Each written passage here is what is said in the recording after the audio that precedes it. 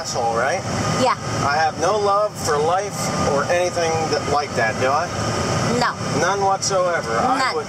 I would eat dead babies for lunch if I had the chance. Am I correct? Yep.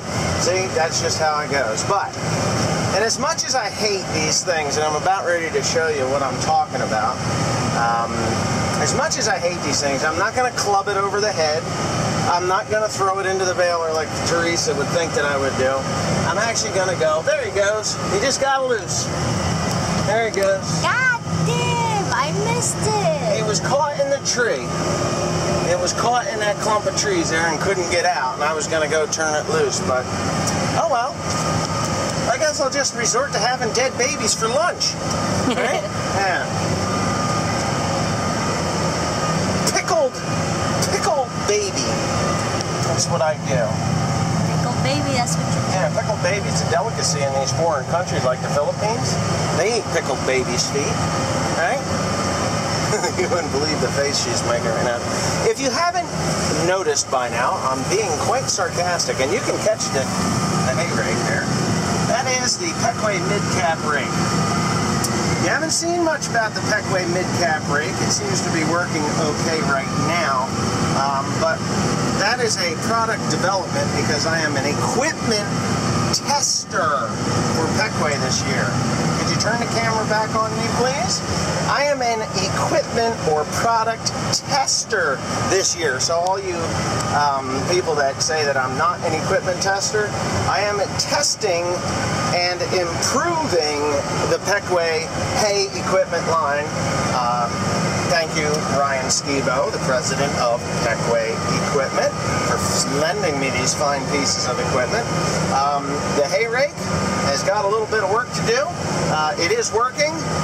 Do have some minor complaints about it for high capacity or heavy capacity hay, but for regular capacity hay, it works good. It works good. Second cut hay, you can't beat the damn thing.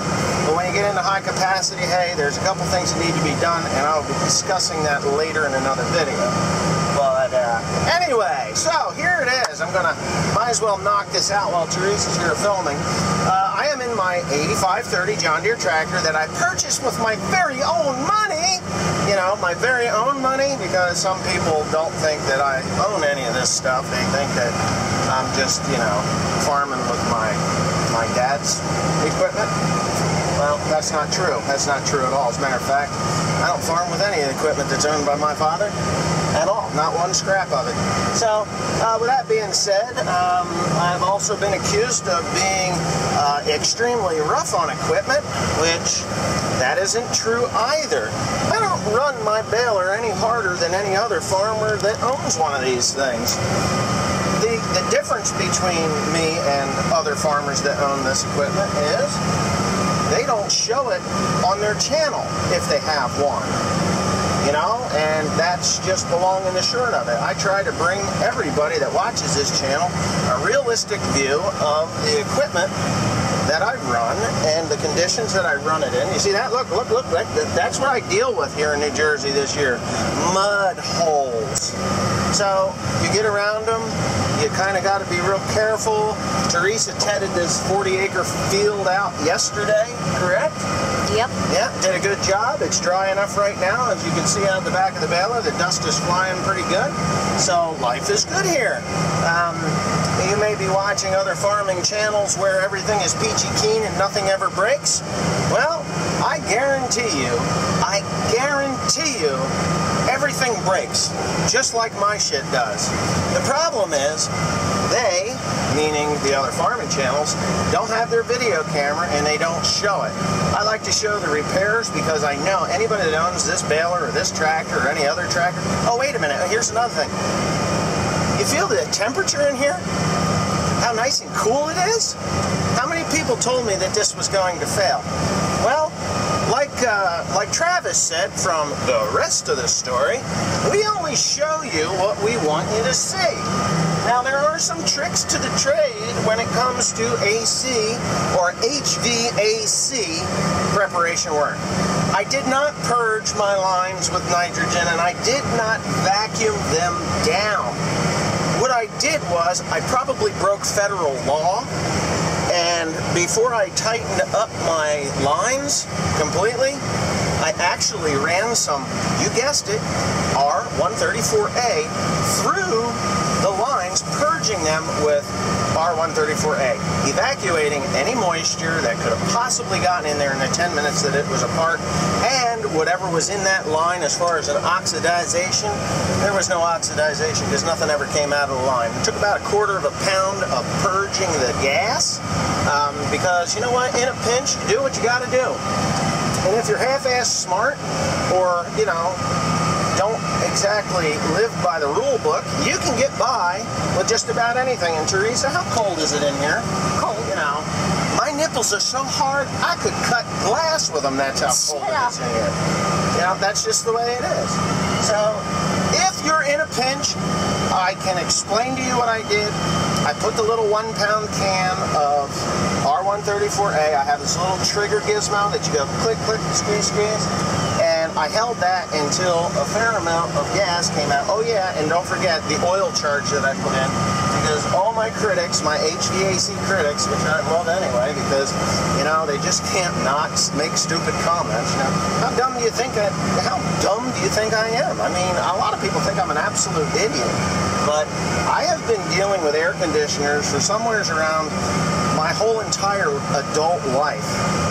I have not ever had one fail because of moisture. I mean, that's what the dryer is for anyway. And that little bit of moisture that may or may not have gotten in there, it didn't get in there. I purged it out with gas. So, on that note, I guess I can stop bitching about everything and just get back to what's important, and that is baling hay.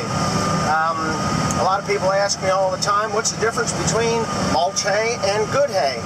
Well, mulch hay is good hay. It's good hay that I'm not restricted by a time schedule. I can make it green as grass and beautiful, like all the lovely horse people that cry when they go by my field and it's raining on the new bales that I made, or the hay that got mowed, because I just don't care. I had a couple of people get at me for my horse farmer comments. I stand by what I say when it comes to horse people.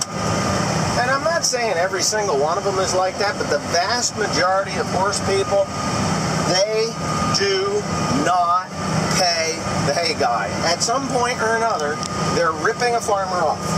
When you get a guy that has 35 horses and, oh, I've been in business for 20 years, you know, usually they have, and here's the new excuse, well, my hay guy got old and died, so now I'm looking for a new one. I don't know any hay guys that have gotten old and died in my area. There was a guy that got cancer, but I know who took over his accounts. And that's fine, you know, he got older and he got cancer. What are you going to do? So, yeah, but when you get somebody that's a new guy that calls you up and they need, like, I don't know, 10,000 little bales of hay. I had a guy call me for sheep the other day. I thought it was kind of funny.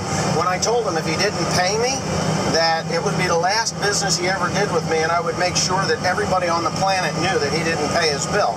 For some stupid reason, he didn't call me back. He wanted 600 of these big square bales in second cut hay, all delivered into a building at once. So we're looking at 16 loads of hay. I could do it in 16 days, and I'd be perfectly happy to do it. But I want my money up front. We'll settle up on the difference at the end on the last delivery. But we don't do business like that. We pay as it gets delivered. Nah, sorry. I need to get my money before I ever even go into this deal. As far as the mushroom barns go, I have never, ever, ever in 19 years been ripped off by a mushroom grower. Not once. Close once when I was new in the business, but not once have I been ripped off. I've always gotten paid. So this video's 2 windrows wide, and we're ready to move on. So I'm moving at the breakneck speed of, what, 7 miles an hour? I'm under RPM here. I like to run my baler at 1,000 RPM and 8 miles an hour, especially in dry hay. So anyways, thanks for watching. Please comment, rate, and subscribe. I'm going to edit some of this because, right? Say right. Right. Right. We love her anyway, so.